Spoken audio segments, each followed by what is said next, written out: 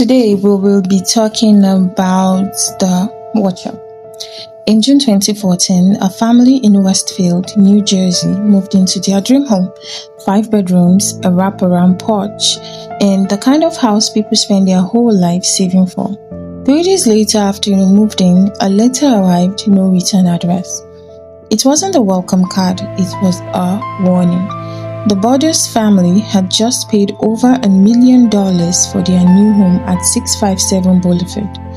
They had barely unpacked their boxes when the first letter came through the mailbox slot.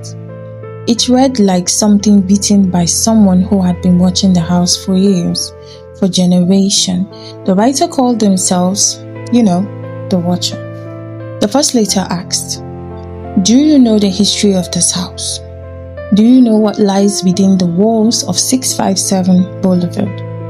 It went on to say that the house had been the writer's family responsibility for decades, that the previous owners had been appointed to bring young blood into the home, and now it is the Borders family's turn.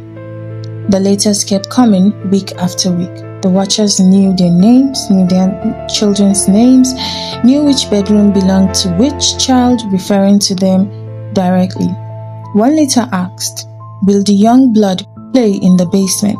Another read, "I am pleased to know your names, and now the name of the young blood you've brought to me." The family was terrified. They installed security cameras, they hired private investigators, they never moved a single box of furniture into the house, too afraid to actually live there.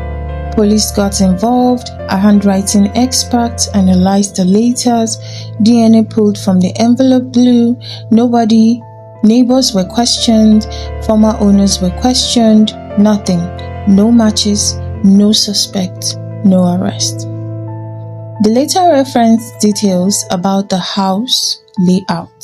They weren't publicly available, details that suggest the Watcher had either been inside the home or had access to someone who had. Now, some investigators believed it was a former owner who didn't want to let go of the house. Others suspect a neighbor, someone living close enough to watch the family's every move without ever being seen.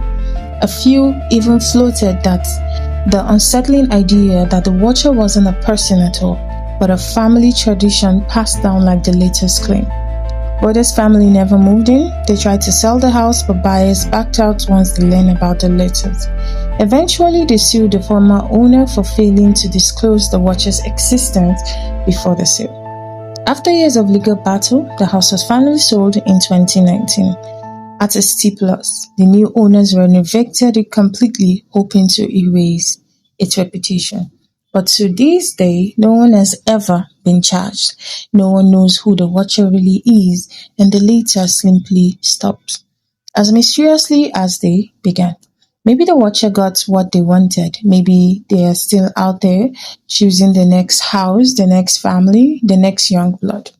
If you have a theory on who the Watcher is, drop it down in the comment section. If you want more stories the world tried to bury, stay close, because in the shadows, the stories never ever really end.